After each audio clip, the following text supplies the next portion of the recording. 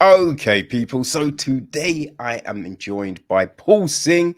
He's a director, writer, producer, and yeah, he has got a very interesting new documentary just about to drop called Tish. Paul, thank you so much for joining me. Really Thanks for appreciate having that. me, Kevin. Good to see you.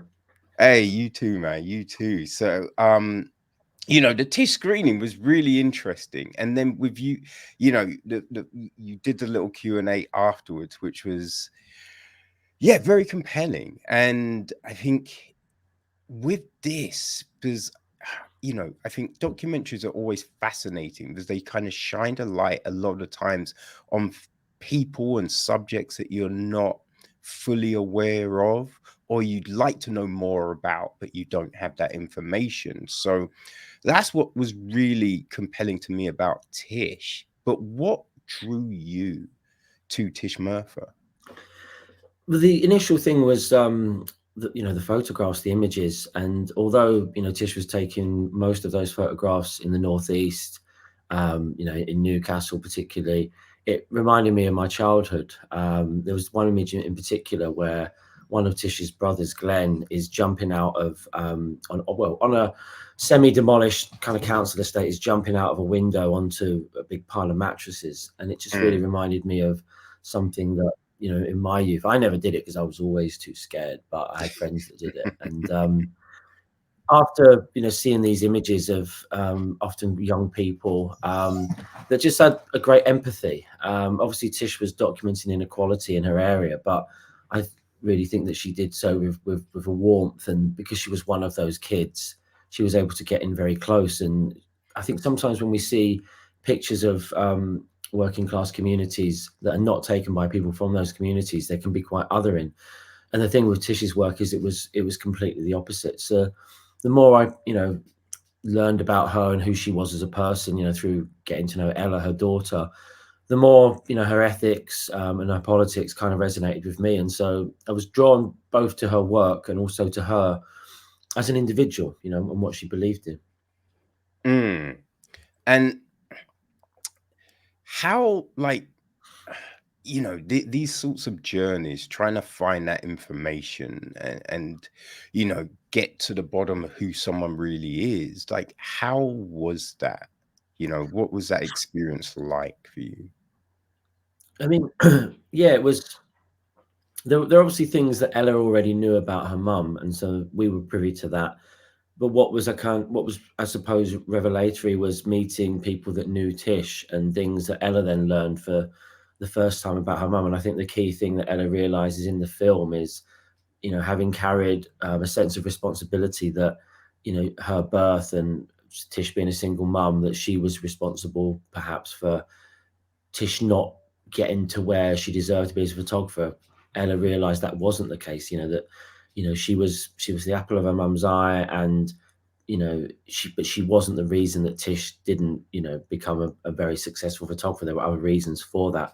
So being present and finding that out, pretty much at the same time as Ella was very interesting, obviously, but was also quite emotional, particularly for Ella, obviously, but also to sort of be there and bear witness to it.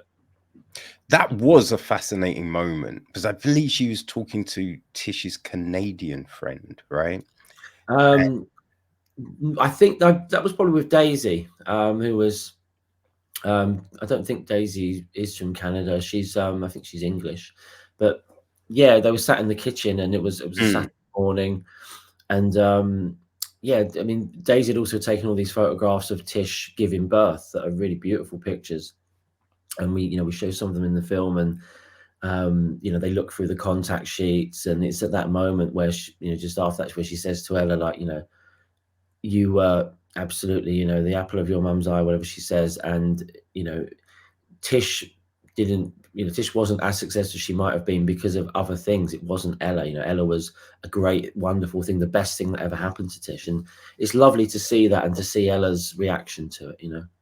yeah, yeah, because Ella's just like, oh yeah, because there's all these things that were holding her back, and she's just like, Mm. well, no, your mum was given opportunities, she just didn't want to take them, and then you just see Ella be Mm. like, oh, Yeah. and that was that's a fascinating piece. Mm. You know, just seeing that realization of something, you know.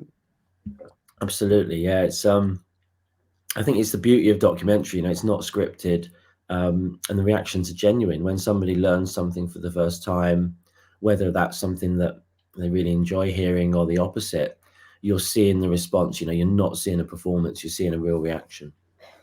Now, you know, when you'd seen the pictures, you'd had you know, you have some understanding of who Tish Murtha is, but through this experience, how did that initial kind of viewpoint change? I suppose as time went on while we were making the film, I mean, Ella always teases me, and she says, you know, you love my mum, don't you? And she doesn't mean that in a way like, you know, that I'm in love with Tish Murtha, but I Yeah. think, you know, it's like when you make a film about someone, you are very close to that person. And with Tish, it's an odd one because she isn't here, but through making that film, it's a weird, intimate process that you know a lot about somebody's life. You're privy to information about them, but they're not there to talk to, and they're not there to, you know, ask them what they think of something. So there is an intimacy that, you know, can develop. And, you know, I did over time in making that film feel very close to her and feel um, an obligation to represent her in a way that she would have liked. And I hope we've done that. I mean, Ella thinks so, and that's, you know, that's good enough. No, I thought it was a fascinating piece because you're not trying to, you know, because I think sometimes with documentaries and films, right, they're like, oh, this person was great. They did great things and only great things, and they're a Yeah. perfect person. And yeah, you know, is I just remember watching Ali, you know, Mm, and they were like, yeah, Ali was great. Ali didn't do anything wrong. And you're just like, no, I mean, there's a lot of things Ali did wrong, but he did so many great things as well. It doesn't take mm. away from those great things. Yeah. You know what I mean? And so it's just like show the whole person. And I feel that's what you've done with Tish. Like you didn't try and paint her as this amazingly great person. She was flawed, but Mm. that's, you know, that tells you so much, and it gives you so much insight when you can see the flaws and everything else, you know? Yeah.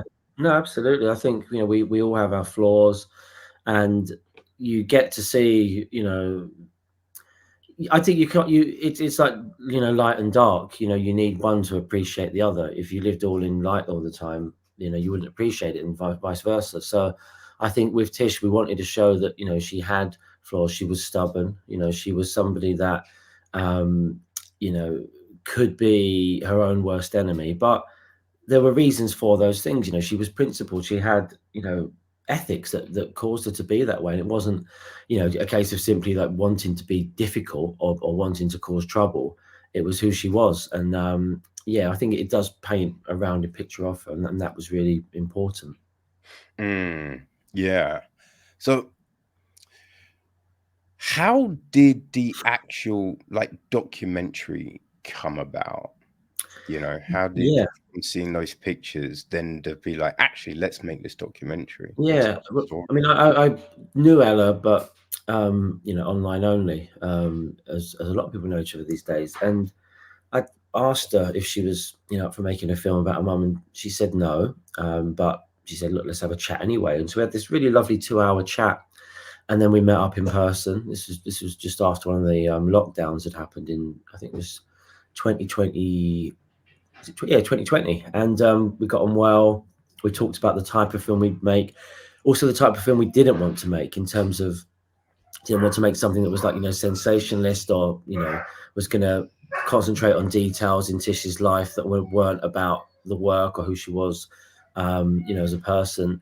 And we found a producer, Jen Corcoran, and off we went. And so we raised some money on a Kickstarter initially, and then Screen Scotland and Doc Society and the BBC got involved. And yeah, and then we basically made a lot of it during lockdown. And then, you know, it was quite difficult to do that because there were times when, although, you know, you could go out and film, a lot of the people that we you know, were shooting in the film were elderly or vulnerable. Mm, So, you know, had to do quite a lot of the interviews outside, which is challenging. And yeah, but it came together once we got Jen on board. It kind of came together quite quickly. It's always, the edit that takes a long time. I think our edit was probably, God, it felt like a year, but it wasn't. It was probably more like 8 months. But that's where documentaries are really made, in the edit. And documentary film editors are just as important as documentary film directors.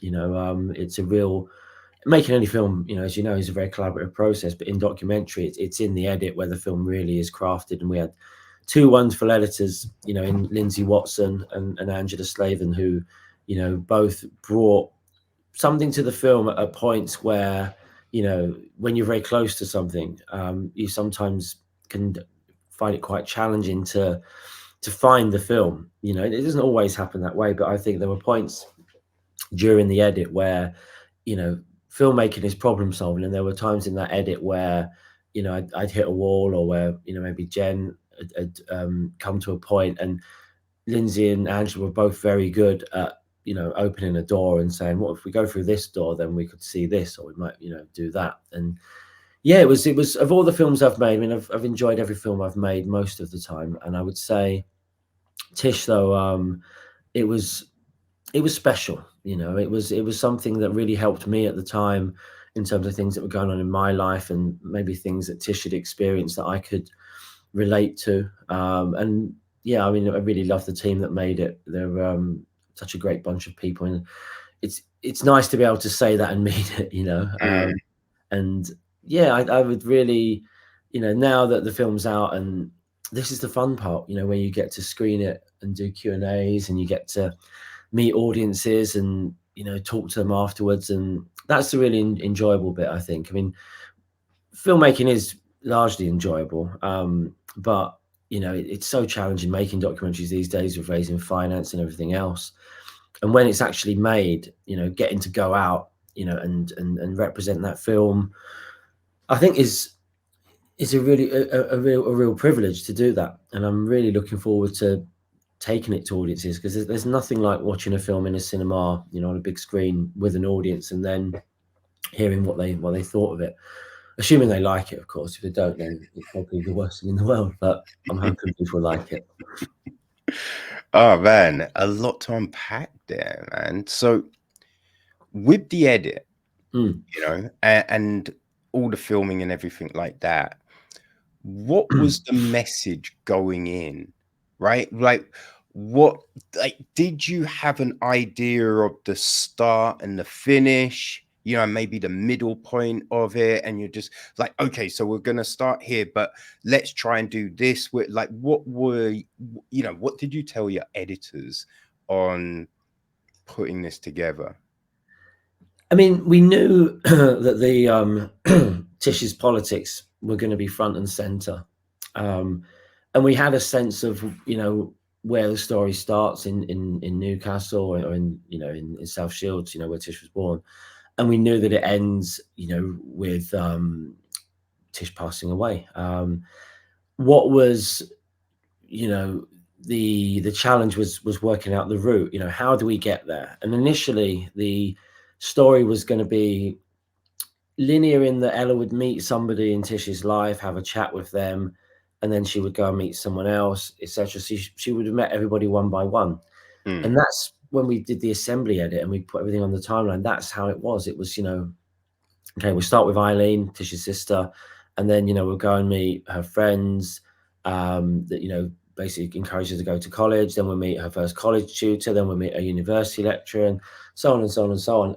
But it just wasn't working, because if you needed to sort of know a particular bit of information about Tish at any one point, and it could only be told by one person, you get stuck, because if you can't then go back, to another person, you either lose that information, or you pack everything in early, and it doesn't make sense because you're being told something that really you should be told at the end, because that's where it would work in terms of the plot. So we went back and we thought, what, we're going to abandon that idea, because it was very much, Ella went on it isn't a road movie, but Ella kind of went on a road trip. And, we filmed her in cars, we filmed her on trains, kind of musing about what she was doing. And that would have been a very different film. I think it would have been a good film, but it wasn't going to make sense in terms of plot and what you learn and when. So we went back and we decided, okay, you know, we're going to try and oops, sorry, we're going to try and stick to that a little bit in terms of, you know, we will meet Eileen at the beginning and then Eileen at the end will bookend things. That was always the plan. But we can meet other people, you know, here, there, and everywhere, and go back to them if we need to find something. And it worked in the end. But yeah, that was, I guess, how it changed the most from how we envisioned it and how it then ended up.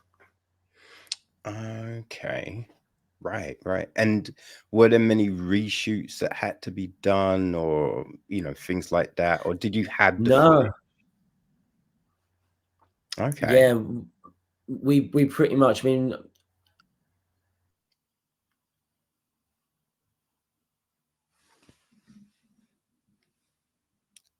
Oh.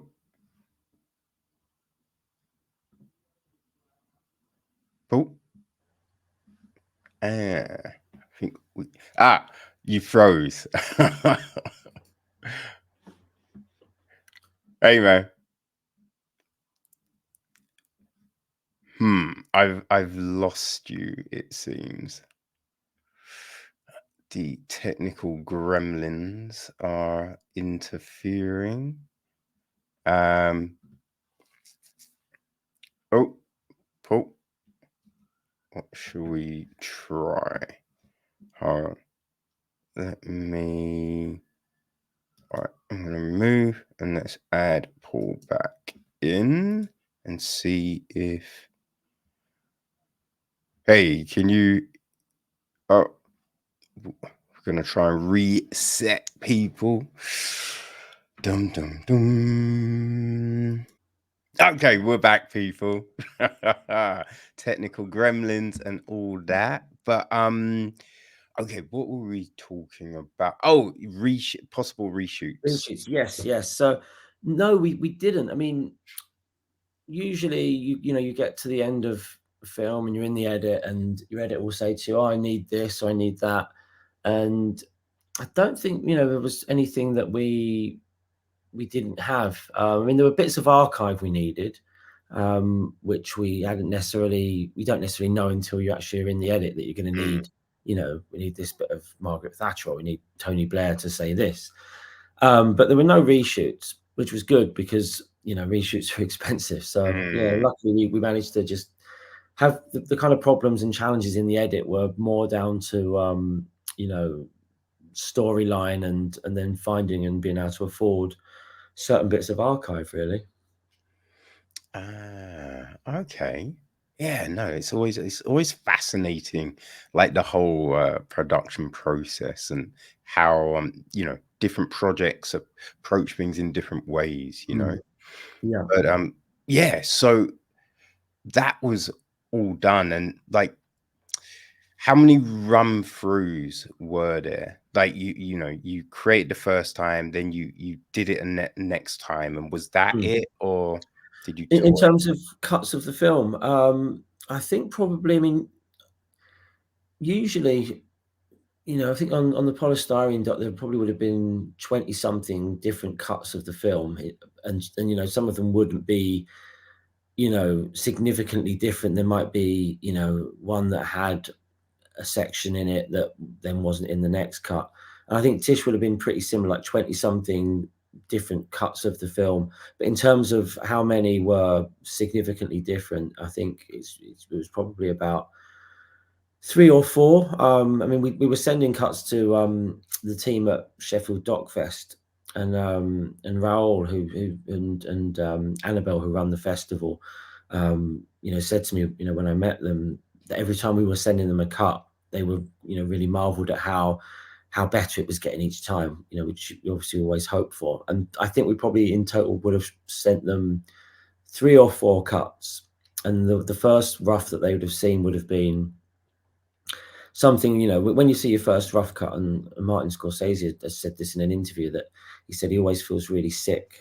And it's the thing I think a lot of directors go through, that you watch the first time it's been brought together and you just think, oh God, we've got so much work to do. And I suppose it gets easier each time, but yeah, it would have gone through, I would say, maybe 4 versions that were significantly different each time. But of course, in between that, you have to do like 6, smaller versions or changes, that are not necessarily cosmetic, but it's kind of like, you're building a house, and the final, the final house is completely furnished, it's decorated. Whereas those earlier houses, maybe they don't have curtains, or maybe they don't have a sink or a toilet. Mm. And gradually you're, putting these things into the house that make it, somewhere that is habitable, and then is also somewhere that's nice to live. You hope so anyway. Yeah, no, actually, that's a good analogy. That works very well. And what was like trying to get that funding for this? How was that? Yeah, it's really difficult. I mean, it always is, I think. There aren't in the UK, there aren't too many people that are funding documentary. There's some really great organisations. So, there's Screen Scotland and there's Doc Society, who get some of their funding from the BFI. But it's a challenge. There are so many people like that are looking to access this money. It's very competitive, and Mm, it's difficult. I mean, documentary doesn't attract the same level of investment that scripted does, because it doesn't make as much money. So, you know, average budget for a documentary in the UK, maybe it's 350 grand, maybe it's 400 grand. Obviously, people are making documentaries for millions of pounds, but they're few and far between, particularly in the UK. So it is always difficult. We were lucky that very early on we did a Kickstarter, and Tish has got a lot of fans out there, and they enabled us to shoot the film. But then the other things that you need to pay for, in terms of paying for the edit, paying for post production, paying for the archive, the music licensing, it all adds up, and it's difficult at the moment to make independent documentaries. Increasingly, you need to have, obviously, what's called soft money, for people like Doc Society or Screen Scotland, and then usually you need like a broadcaster or a streamer to be involved, and that obviously complicates things, because you've then got another set of eyes on the film. mm, And a TV audience is different to a cinema audience. There's a difference between watching something at home and watching something in a cinema. And I think when you show a film in a cinema, and that's what I always intend the film for. I picture people watching it in a dark room with their phones off, being captivated, whereas somebody at home, in their living room, it might be bright, it might be that they've got their phone on the coffee table, it might be that people are talking. So it's a very different way of approaching who the audience is. But I think there are some documentary is healthy in the sense that there are some really brilliant filmmakers and some really brilliant documentaries coming out, but it's not healthy in a sense of being able to make a living from it. It took me a long time to be able to do that, and not have like a job on the side, side hustle as they're called. So it is difficult, and it needs more investment. It needs people, I think, to be more bold.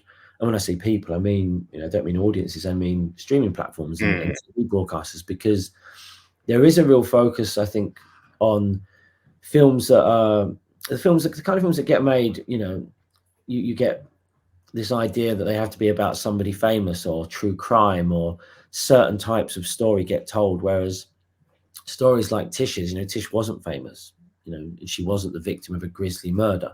So these films about people who in their lifetime were not recognized but who are brilliant, are quite hard to make, because it's a very risk adverse industry. So it is difficult to get these things financed, and Tish certainly had a lot of challenges.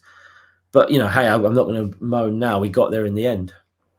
which is, fantastic, right? It Mm. says a lot that you've been able to do that. Like, Yeah. why do you think documentaries aren't as, like successful as they could be? Because when you look at, I just remember seeing Icarus, and that was Mm. fascinating, but it wasn't about anyone famous. It was about this, the crazy thing was the guy was just looking to see what would it be like to do a race, a bike race, and then do it on drugs? How would they actually, improve the performance? And then the whole Russian thing broke while doing the document, which made it so compelling. But Yeah. it's the story that I find is the draw. It's Mm. not, oh, like there's a, what, Netflix, I think it's Netflix or is it Apple? They just put out a documentary on David Beckham. Yeah, I saw that Right? actually. It was quite good. Yeah, but that has no pull for me just because it's David Beckham, Yeah. right? Yeah. Like it's not the name that's drawing me to. I want to see Pigeon Tunnel Mm. because I love John Leclerc's books, Yeah. Tinker Tailor and just the whole Mm. Smiley stuff, so I want to watch that. But it's more the content that draws Mm. me than just watch it because it's about someone. Yeah. I mean, at the end of the day, whether it's scripted or unscripted, it's story, and as human beings, we are drawn to compelling stories that, tell us something about ourselves, I think. And I do think documentary is, it's getting more popular, but it's one of those things that I think,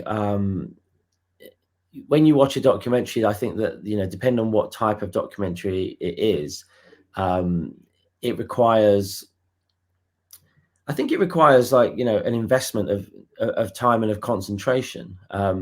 And I think a lot of the things that are on screen, on streaming platforms, on TV, and not things that are, let's say, particularly challenging for viewers. Like we're Mm. spoon fed quite a lot of, saccharine, formulaic shows, whether they're TV shows or films as well. And so I think documentary is becoming more popular, but it's, there's factual entertainment and then there's documentary. And I think, the things that are factual entertainment, it's very obvious what they are. And just in terms, in terms of cinema, you've obviously got blockbusters and then you've got art house. So I think documentary falls more into that kind of art house category in that it's niche. It requires, it requires a level of investment in terms of time and concentration that, the average kind of factual entertainment show on TV doesn't. But I don't know, what the answer is. Like, how do we, get around, making it more popular or helping filmmakers make more documentaries, other than to just encourage, streamers and broadcasters to take more risks. And I think the people that are kind of the gatekeepers in the industry, are commissioning things based on what they think audiences want to see.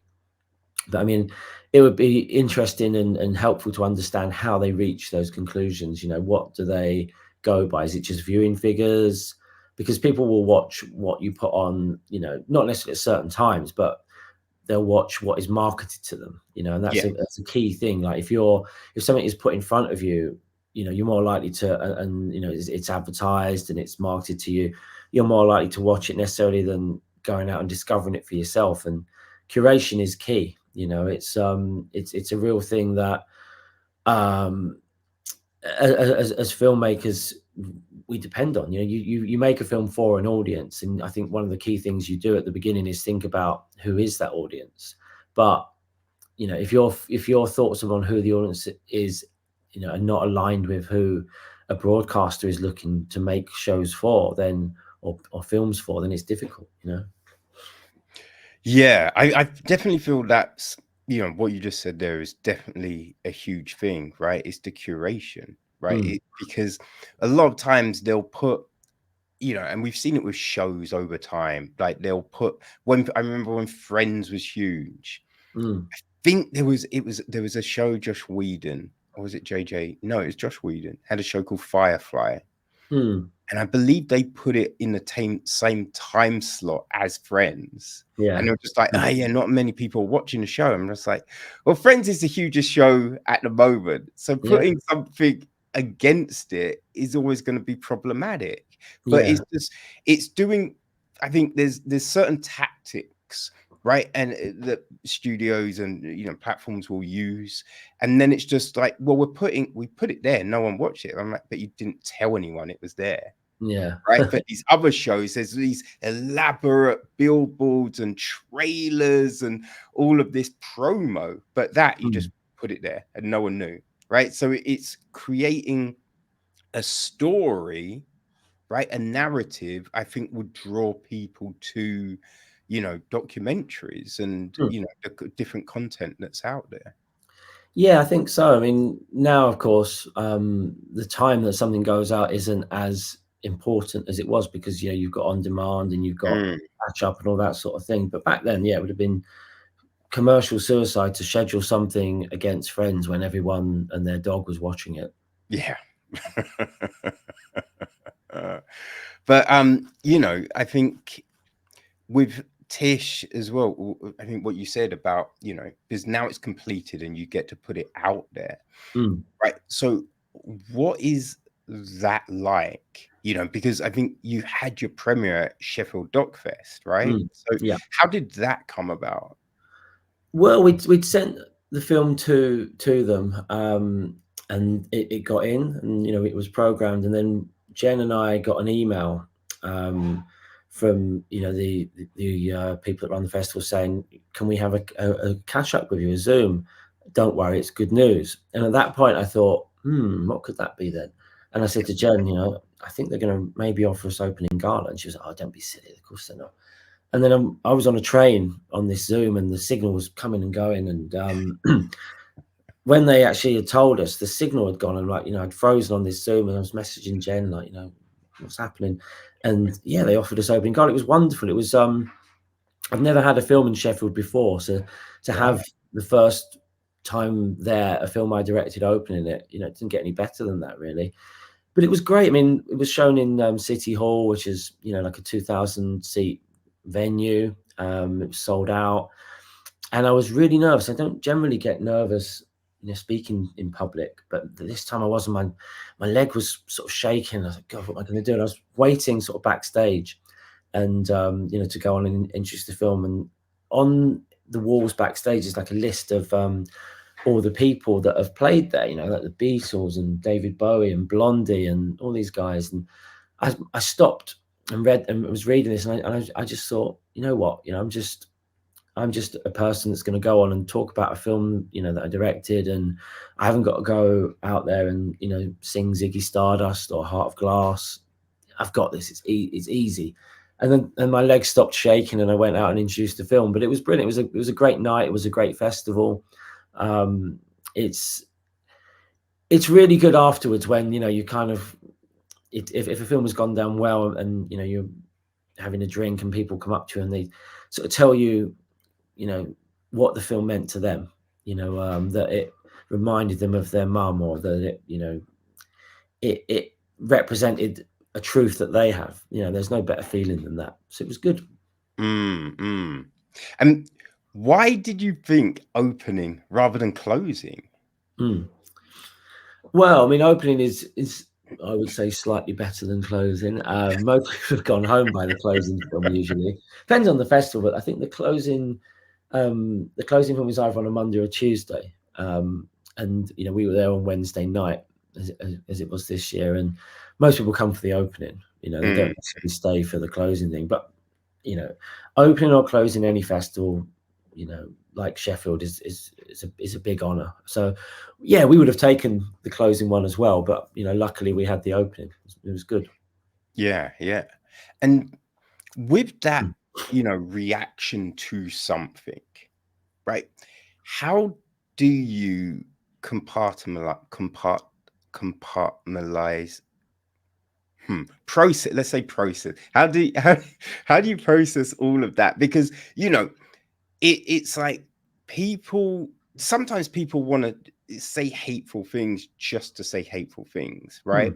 And then sometimes things just don't connect with people, but it doesn't mean it's bad or wrong. So if someone came up to you and was like, I mean, I kind of preferred your last one, right? Like that's not necessarily meaning that this is a terrible one. So how how do you kind of, I think, analyze the comments, you know, all that feedback that you're getting, and Yeah. understanding that, you know, this is still a good thing, right? And it Mm. doesn't dishearten you on what you've produced. Yeah. I mean, a while ago, I generally don't read reviews unless someone says you should read that review, you know, because, you know, you work in a team on a film, and usually, you know, you can tell generally if it's going to be a good review by how many stars it's got, you know, if it's got a star rating thing. And if it's a negative review, I try and steer clear of them, because, you know, at the end of the day, we all have different opinions. And I think if you go by all of the good reviews, then you've got to go by all the bad reviews. So Mm, for me, if someone says something like, "Oh, I preferred your last film," I would try and take a positive from that, in that at least they liked something I've done, rather than, you know, some people probably hate everything I've done, you know. And you I think for me, it's more important, you know, in documentary, that the people that I'm working with, um, and the audience that I think the film is going to find, which is, you know, hopefully people that will pay to see it at a cinema, or not pay to see it at cinema, or will go out and see it, rather than, you know, being people that are subjected to it, say on television, that they connect with it in some way. I think, you know, it's easy to get carried away with, you know, the good reviews, and then you tend to remember the bad ones. If someone says something bad about them, that's what sticks in your head. So, you know, I can't lie and say I don't read reviews, but I'm quite selective. You know, if mm, a review is really, really bad, I'm not going to read it. You know, just because it's it gets in your head. It really can get in your head, and it's just one person's opinion. I mean, I generally try and, you know, on social media, if I love a film, I'll post about it. If I don't like a film, I won't say anything, because it's just my opinion. And yes. if not that, you know, I'm going to stop anyone going and seeing something, but if I've seen a film and I think it's poor or whatever else, I'm not going to say anything, because I know how hard it is to make films, and I know that it's just my opinion. So, you know, on that level and on that basis, I genuinely, if someone wants to, you know, slag off a film that, you know, I've worked on, I just won't read it. And it's rare that someone will come up to you and say that was shit. You know, they usually come up and hopefully say that was good. But I've Mm, never had anyone come up to me, to my face, and say something was shit. Sure, there have been people that have thought that, and I've read things online that have said that, but, you know, not in person. People are generally yeah. not that rude to you, you know, on a personal level. Which is always interesting, right? Mm. Because someone's happy to do it behind that keyboard, but Yeah, they won't say it to your face, which is yeah. crazy. I mean, social media, and Twitter in particular, or X, what it's called now, is a bit.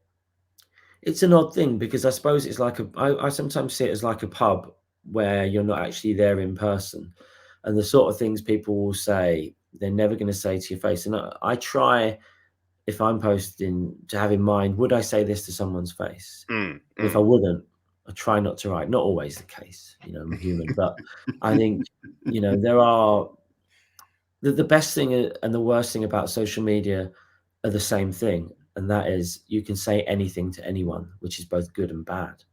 Yeah.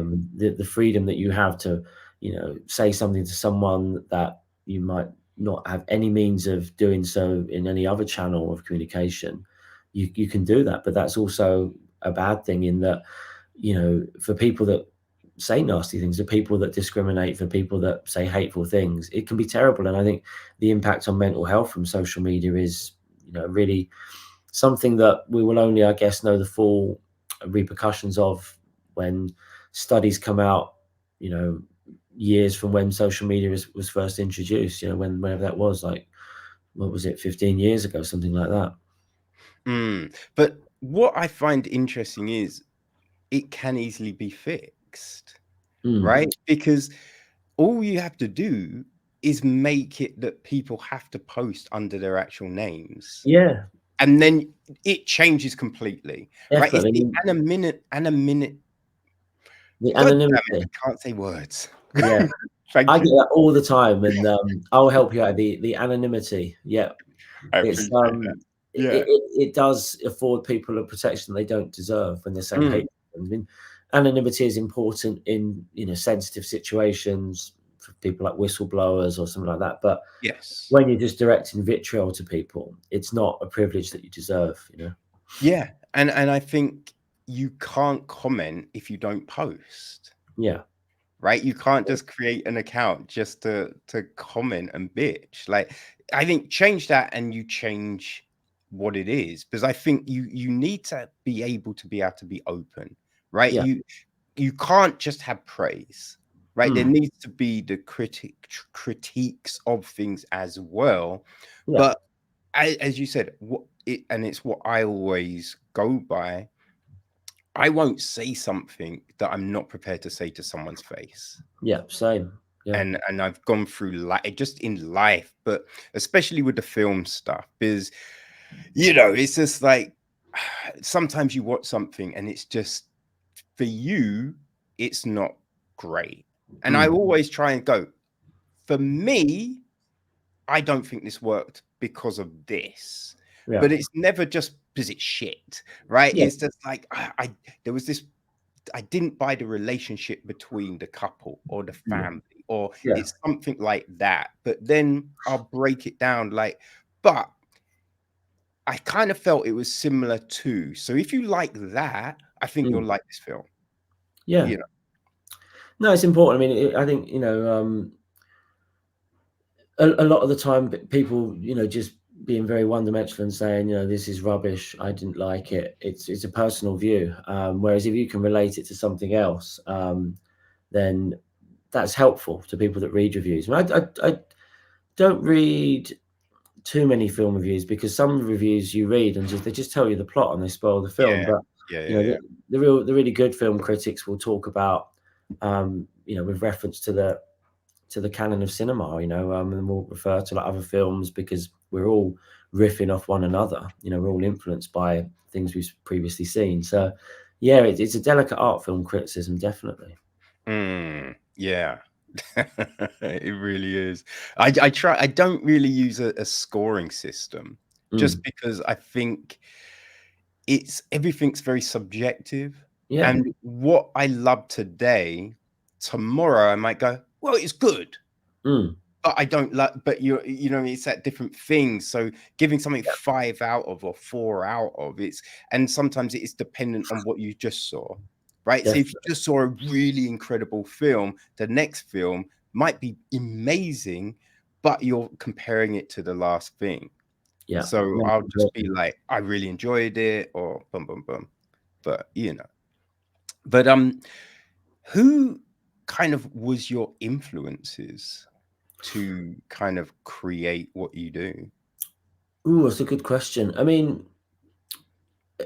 think it is. I wouldn't limit it purely to filmmakers, but in terms of the filmmakers that I've liked, Julian Temple, Patrick Keeler, Lynn Ramsey, Andrea Arnold, Ken Loach, um, Andrea Luca Zimmerman, who's a documentary filmmaker, and and then in terms of things outside of cinema, it would be music. So it would be Joy Division, Tindersticks, Bowie, and then artists, Edward Hopper, Jackson Pollock, Picasso, and then writers.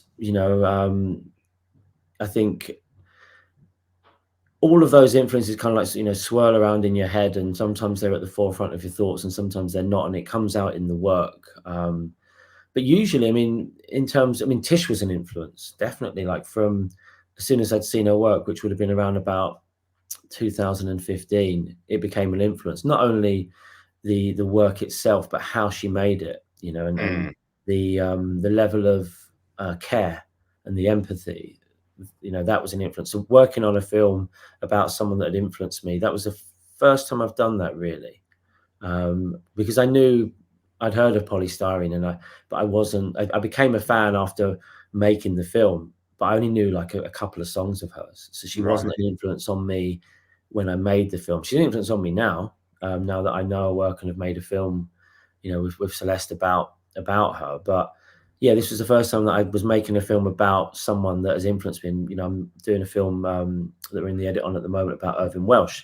So that was the second time that I've made a film about someone that was an influence on me, you know, growing up.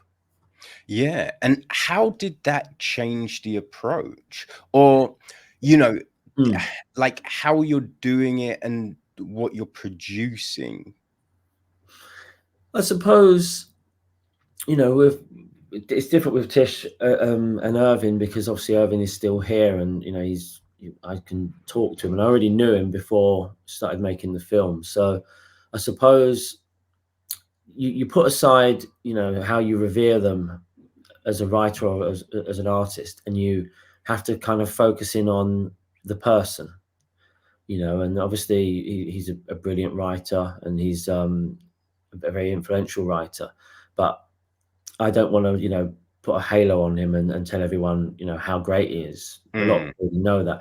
What I want to get to is what drives him, you know, and what are his demons, you know, Yes. what compels him to tell these stories, these really dark stories, because he's a very happy person, a very positive person. So trying to get under, you know, or into his head is the trick. And so you can't revere someone when you're doing that. You need to sort of approach them on a more even level, I guess. Yeah. No, that makes a lot of sense. But how how did that come to you?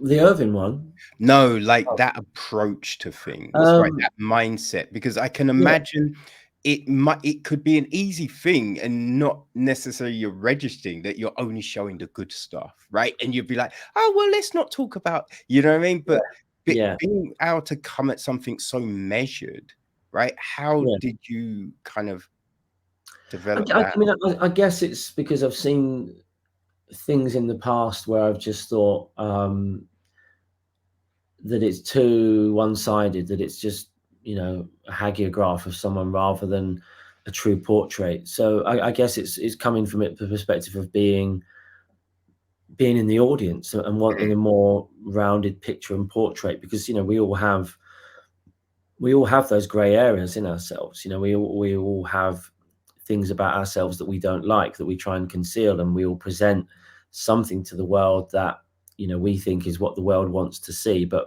inside us there are bits we don't want the world to see, and those are the bits that, you know, we might not want the world to see them, but yeah, the world, and by that I mean people do want to see that. They do want to see that kind of, you know, whether it's that darkness or whether it's that side of ourselves that we try and, you know, keep away. And I think there's a line between going too far and pushing someone to reveal something they don't want to reveal for a very good reason, and they need their privacy. But I think there are also elements of people that are not harmful, that make them out as a truly rounded person, and present them as they really are, rather than what they want you to see them as. So it is important, definitely. Mm. Yeah, no, it's a good way to, I think, look at things. Yeah, for sure. You know, but yeah, how did you get the Irvine Welsh documentary? Oh, I mean, I've knew Irvin, and just said to him one day, like, no one's done a documentary on you, have they? Like, what do you think about doing one? And he just said yes, and off we went. Oh. So it was very simple in that respect. He's really great to work with. He was very, you know, he's very easy in terms of, you know, he's not someone that says, right, you can't ask me this, you can't do that. He's very open, and you can ask him anything, you know, and he will. We've got great, you know, access to him in his life. So, you know, we were very, very lucky. Ah, oh, fantastic. I've got to shoot off because I've got to go and walk my dog. So Oh, yes. All right.